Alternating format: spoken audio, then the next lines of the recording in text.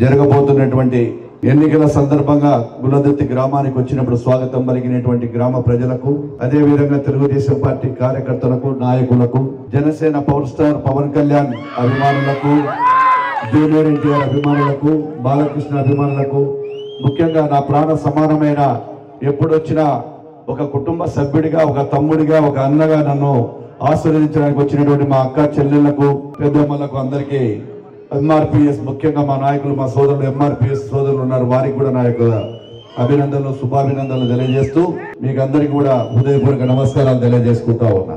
ఒక్కసారి మీరంతా ఆలోచన చేయండి. ఇక్కడ తెలుగుదేశమా వైఎస్ఆర్ అని పక్కన పెడితే దాదాపుగా 2014 నుంచి 19 వరకు మనం చేసినటువంటి అభివృద్ధి 1,80,00,000తో సీసీ రోడ్లు వేసాం.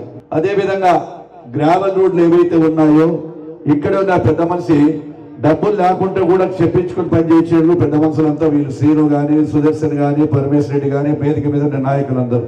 అటానికి బట్టి ఇంకా 4 రోడ్లు బిల్లులు కూడా రాలే, 40 లక్షలు ఆ మహానుభావుడే ముంచేసినాడు. కావాలని చెప్పి మళ్ళీ తోలుకొని మళ్ళీ నిలబడిపోయిందని కూడా పెట్టించి దాదాపుగా 1,50,00,000 2 కోట్ల రూపాయలు ఈ యొక్క గ్రామ రైతులు ఒక్కసారి మీరు ఆలోచన చేయండి. చరిత్రలో గ్రావెల్ రోడ్లు కూడా పొలాలకు వేసిన చరిత్ర తెలుగుదేశం పార్టీది. మరి 2014 నుంచి 19లో మనకు వస్తే 323 ఓట్లు వైఎస్ఆర్ పార్టీకి వచ్చింది మెజార్టీ. అంటే అభివృద్ధి నేను తర్వాత దాదాపుగా 4-5 కోట్ల రూపాయలు అభివృద్ధి చేసి, ఇంత అభివృద్ధి చేసి నాకు ఏం చేశారు తెలుసా? ఈ ఊరులో 4 కోట్లు చేసిన 457 ఓట్లు వైఎస్ఆర్సీపీకి వేసినారు. అది ఘన చరిత్ర మన గుల్లదుత్తిది. అయినా నాకు బాధ లేదు, ఎందుకంటే ప్రజల ఇష్టం అది, దానిని ఎవరు వ్యతిరేకించలేము. నేను ఒక్క మాటే అడుగుతున్నా, ఈ గ్రామ రైతులు కులాలు కానీ మతాలు కానీ సంబంధం లేకుండా అభివృద్ధి చేసే నాయకుడు ఎవరో ఒకసారి ఆలోచన చేయండి. రైతుల పక్షాన ఎవరున్నారో ఒకసారి ఆలోచన చేయండి. ఈ దగా ప్రభుత్వం పేరుని కూడా నవరత్నాల పేరు చెప్పి మోసపూరితమైనటువంటి మాటలతో అధికారంలోకి వచ్చారు. నాయకులు కావచ్చు, ఈరోజు ప్రభుత్వం కావచ్చు. ఆ రోజు అమ్మఒడి ఏం చెప్పారు? 2 ఉంటే 2కి ఇస్తామని చెప్పారు, 15,000 చెప్పారు. ఎలాంటి నిబంధనలు లేవని చెప్పి 2కి పోయి 1కే ఇచ్చినారు. 1కి ఇచ్చిన తర్వాత విద్యుత్ ఛార్జీలు వాళ్ళే పెంచారు, కరెంటు బిల్లులు. మీకు కరెంటు బిల్లు ఎక్కువ వస్తూ ఉంది కాబట్టి మీరు అర్హులు కాదని చెప్పి కొంతమందికి తీసివేయడం జరిగింది. ఆఖరికి చిన్న పిల్లలకి ఇచ్చేటువంటి ఏదైతే అమ్మఒడి ఉందో దాంట్లో కూడా 2,000 కమిషన్ తీసుకోవడం జరిగింది. దాదాపుగా 5 సంవత్సరాలకు కానీ 3 సంవత్సరాలకి ఇవ్వడం కూడా జరిగింది. అంటే 2 సంవత్సరాలు పాడే కట్టినారు, అది కూడా రాకుండా. 45 సంవత్సరాలకే పింఛన్ అంటే ప్రతి ఒక్కరు కూడా ఆశ పుడుతుంది, మనిషి ఆశాజీవి. వాళ్ళకు కూడా ఏం జరిగింది? 45 ఏళ్ల పింఛన్ పోయి చాలా మందికి కూడా ఇచ్చి, కొంతమందికి అవకాశం ఇచ్చి కొంతమందికి ఇవ్వకుండా బటన్ నొక్కుతున్నా అంటున్నాడు. మరి ఎంతమందికి బటన్ నొక్కినాడో చెప్పాలా? ఆ రోజు విద్యుత్ ఛార్జీలు పెంచనని చెప్పాడు, కరెంటు బిల్లులు పెట్టుకుంటేనే షాక్ పడుతూ ఉంది. కరెంటు బిల్లులు పెంచాడు, నిత్యావసర ఛార్జీలు పెంచాడు. తెలుగుదేశం ప్రభుత్వం అధికారంలో ఇప్పుడు మనమందరం ఏదైనా ఉంటే ఎస్సీ, ఎస్టీ, బీసీ, మైనార్టీలకు అందరికీ కూడా లోన్లు ఇవ్వడం జరిగింది. ఈరోజు ఏ కులానికైనా ఒక లోన్ ఇచ్చినాడమో సిగ్గు శరం ఉండే నాయకులు అయితే వైఎస్ఆర్సీపీ వాళ్ళు రావాలని ఛాలెంజ్ చేస్తాం. ఏ కులానికైనా మీరు లోన్లు ఇచ్చారా? కార్పొరేషన్లు పెట్టారు, ఏ కార్పొరేషన్కు ఇచ్చినారో చెప్పండి. అంటే మోసం చేసి అధికారంలోకి వచ్చి ప్రజలను నయవంచన చేసి మళ్ళీ ఈరోజు రోడ్లు పట్టుకొని వైఎస్ఆర్సీపీకి ఓట్లు వేయండి, గెలిపియమని చెప్పేటువంటి ఈ యొక్క నాయకులకు కానీ, కాటసాని రామిరెడ్డికి కానీ, వైఎస్ఆర్ ప్రభుత్వానికి కానీ ఓటు అడిగే హక్కే లేదు. వాళ్ళు ఓటు అడగడానికి కూడా లేదు. గత తెలుగుదేశం ప్రభుత్వంలో ఏదైనా ఉంటే గిట్టుబాటు ధర ఇప్పించడం, అదేవిధంగా రైతు రథాలు ఇప్పించడం, సన్నగ వారికి కూడా టార్పాలు కానీ పైపులు కానీ అన్నిటిని కూడా సబ్సిడీ మీద ఇప్పించి ఇవ్వడం జరిగింది. ఈ ఊర్లో ఎంతమందికి ఎంత సబ్సిడీ వచ్చిందో, పంట నష్టం కింద ఎంత వచ్చిందో ఒకసారి ఛాలెంజ్ చేస్తాం, రమ్మనండి. గతంలో మేము ఇచ్చినటువంటి అధికారులు అందరూ రైతులే. ఆత్మాభిమానం చంపుకొని బతకకండి. జీవితంలో బతికినా లేదా ఆత్మాభిమానం చంపుకోకుండా ఏ ప్రభుత్వం మీకు ఏమి చేసిందో రైతులకు ఒకసారి ఆలోచన చేయండి. ఈరోజు కేవలం గ్రూపులతోనో తగాదాతోనో కాదు, గ్రామాల అభివృద్ధి కోరుకోండి. గ్రూపులు విడనాడి మీరందరూ కూడా గ్రామ భవిష్యత్తు కోసం, యువత కోసం, మీ కుటుంబాల భవిష్యత్తు కోసం బ్రతకమని అడుగుతూ ఉన్నాను నేను. గ్రామాల అభివృద్ధి లేదు, కేవలం 20 లక్షల రూపాయలు పనిచేస్తారు. అంటే 450 ఓట్ల మెజార్టీ ఇస్తే ఈ గ్రామాన్ని నాలాంటి ఇంటికి అదే మెజార్టీ ఇచ్చి ఈసారి చూడండి 400. ఇదే చెప్తున్నా దేవుని సాక్షిగా ఇక్కడ ఉన్నటువంటి రూపురేఖలు మార్చి తీరుతారు. ఎవరైతే మీరు అడుగుతున్నారో ఆ మెజార్టీ నాకు ఇవ్వండి, నన్ను గెలిపియండి, తెలుగుదేశం ప్రభుత్వాన్ని అధికారంలోకి తీసుకుని రండి. ప్రజలు తిరిగి అప్పుడు నాకు మెజార్టీ రానప్పుడే నేను దాదాపుగా 4 కోట్ల రూపాయల పనులు చేసి సీసీ రోడ్లు వేయడం జరిగింది. అదేవిధంగా ఎస్సీ సోదరులు ఆలోచన చేయాలి. మిమ్మల్ని అందరినీ కూడా మోసం చేశారు. ఎస్సీ కార్పొరేషన్ లోన్లు అన్నారు, మీ కులాలకు మార్గం అన్నాడు. ఎక్కడ ఇచ్చినాడో ఒకసారి ఆలోచన చేయండి. అదేవిధంగా ఈయన పెద్ద పెద్ద కుటుంబాలు ఉన్నాయి, పేర్లు చెప్పాను కానీ సిగ్గుతో తల వంచుకుంటారు. ఒక ఆయనేమో బాబా గుడి పెట్టి బిల్డింగ్లు కొట్టించేసి దాంట్లో కూడా బిల్లులు చేసుకుంటే బాబా గుడి బిల్డింగ్లో గుడి కట్టించా. మాది పెద్ద కుటుంబం అనే బిల్డింగ్ ఒక 18,000 రూపాయలు తీసుకుంటాడు ఒక నాయకుడు. అంటే వీళ్ళు కూడా ఈ ఊళ్ళో నాయకులా? అంటే నాయకులు అంటే డబ్బులు అవి వసూలు చేయడం, కమిషన్లు చేయడం, ముంచడం. ఇది వాళ్ళ యొక్క వ్యక్తిత్వాలు. వాళ్ళు ఎందుకంటే పేర్లు తీస్తే వాళ్ళు పెద్దోళ్ళు అవుతారు కాబట్టి పేర్లు తీయలే.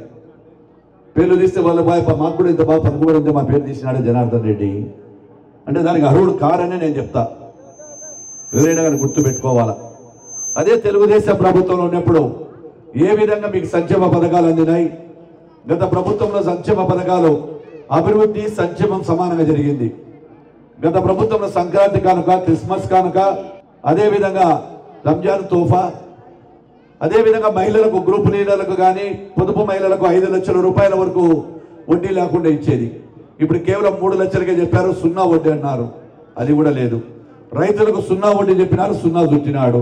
సంక్రాంతి పండుగ రోజు మన రైతులందరూ కూడా వచ్చారు. అన్న పంటలు ఎండిపోతున్నాయి, మా జీవితాలు నాశనం అవుతాయి, అలగనూరు నుంచి నీళ్లు ఇరిపియకపోతే పోతుందంటే నా కుటుంబం ఎప్పుడో సంవత్సరానికి ఒక్కసారి వస్తారు, నా కూతుర్లు, బిడ్డలు, కొడుకు ఎప్పుడన్నా వస్తే.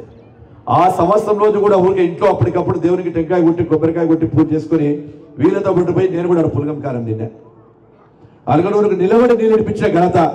మీకు ఏమైనా సిగ్గుమానం ఉంటే ఈసారి కుందుకు నీళ్లు కాబట్టి నాశనమైనారు మళ్ళీ ఏమైనా ఈ ఊరు నాయకులు ఎవరైనా పోయి ఒక్క రెండో పోయి ఎమ్మెల్యే దగ్గరికి కానీ ఇంకొకరి దగ్గరికి కానీ ఏం మా పరిస్థితిని అడిగేటువంటి పరిస్థితుల్లో కూడా లేరు.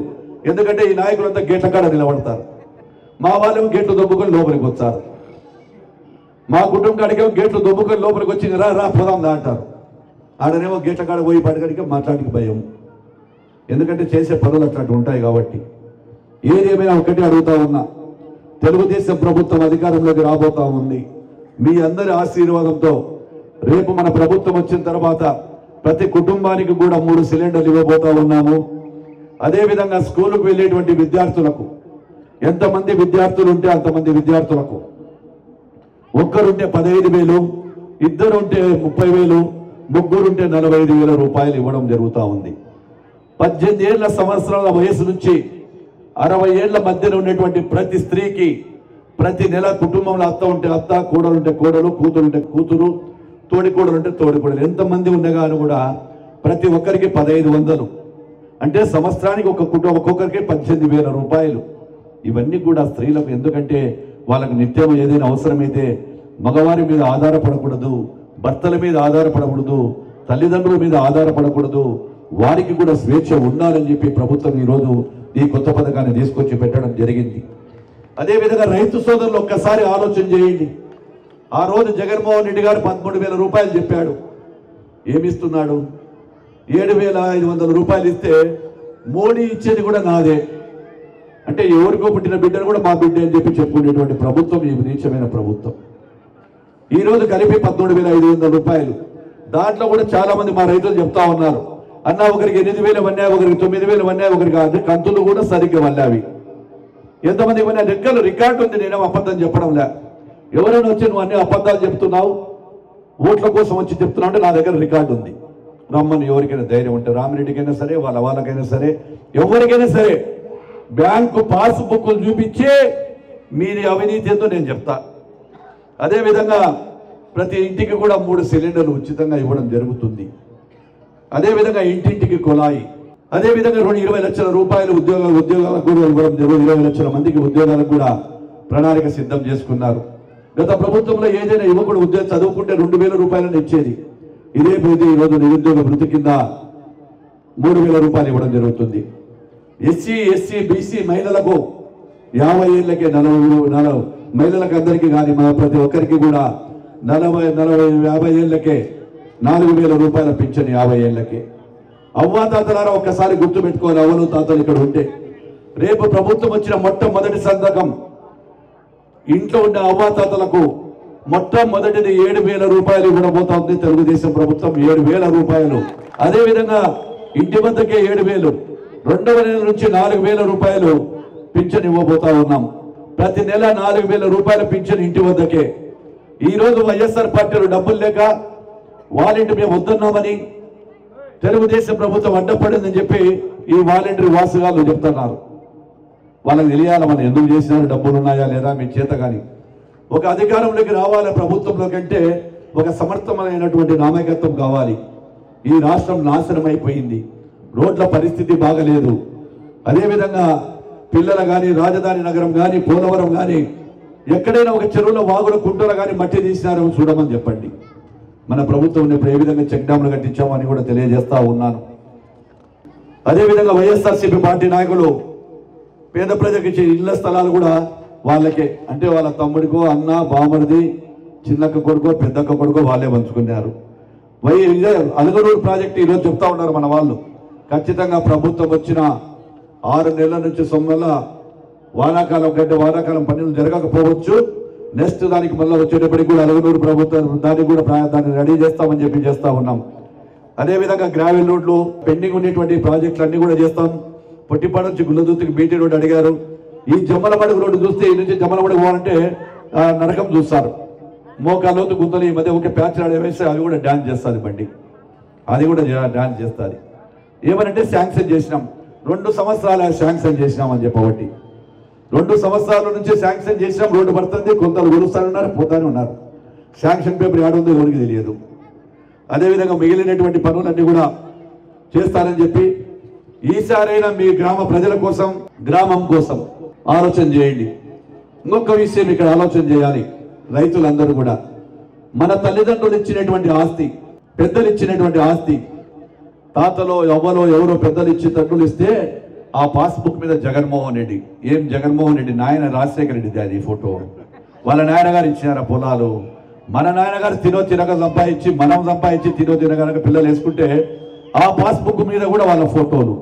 ఒక పేజీ మీద ఇచ్చే సార్లు 2వ పేజీ మీద అయిందే. ఇచ్చిన మహానుభావుడు అడిగి పోయినో, పుట్టించినోడు తండ్రి అడిగి పోయానో.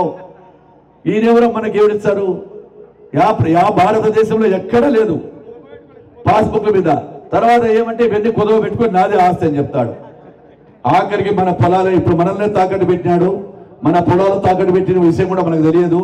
ఇప్పటికే తాలూకా ఆఫీసులు, పెద్ద పెద్ద ఆర్డీఓ ఆఫీసులు, సచివాలయాలు అన్నీ కూడా తాకట్టు పెట్టేసినాడు. దాని మీద కూడా అప్పులు ఉన్నాయి.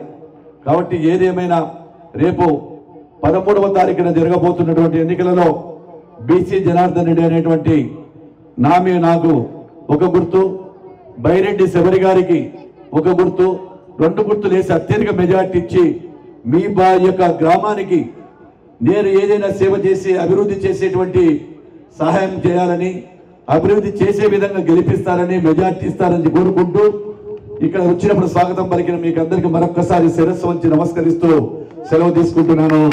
జై హింద్, జై తెలుగుదేశం, జై Lokesh Babu. EVM ballot box లో 4వ నంబర్ పై ఉన్న సైకిల్ గుర్తుపై మీ అమూల్యమైన ఓటు ముద్రను వేసి టీడీపీ ఎమ్మెల్యే అభ్యర్థి బీసీ జనార్దన్ రెడ్డి గారిని అత్యధిక మెజారిటీతో గెలిపించ ప్రార్థన.